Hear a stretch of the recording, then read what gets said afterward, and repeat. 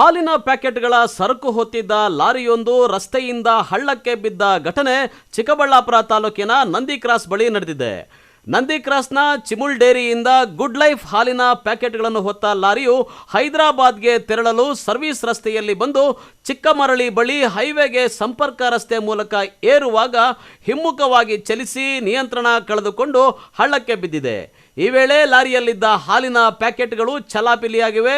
ಸುಮಾರು 15 ಲಕ್ಷ ರೂಪಾಯಿ ಮೌಲ್ಯದ 25 ಟನ್ ಹಾಲಿನ ಉತ್ಪನ್ನಗಳು ಲಾರಿಯಲ್ಲಿದ್ದವೆಂದು ತಿಳಿದು ಬಂದಿದ್ದು, ಲಾರಿ ಉರುಳಿ ಬಿದ್ದ ವೇಳೆ ಲಾರಿಯ ಅಡಿಯಲ್ಲಿ ಸಿಲುಕಿದ ಸುಮಾರು 5 ರಿಂದ 6 ಟನ್ ಹಾಲಿನ ಪ್ಯಾಕೆಟ್ಗಳು ಒಡೆದು ನಷ್ಟವಾಗಿದೆ ಎಂದು ಸ್ಥಳೀಯರು ಅಂದಾಜಿಸಿದ್ದಾರೆ. ಈ ಕುರಿತ ಹೆಚ್ಚಿನ ಮಾಹಿತಿ ಲಭ್ಯವಾಗಬೇಕಾಗಿದೆ.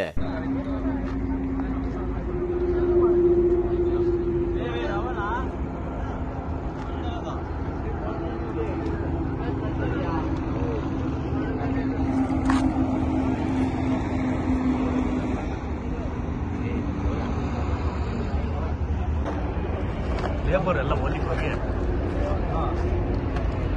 ಎಲ್ಲ ಇವತ್ತು ಹೇಳಿದ್ರು.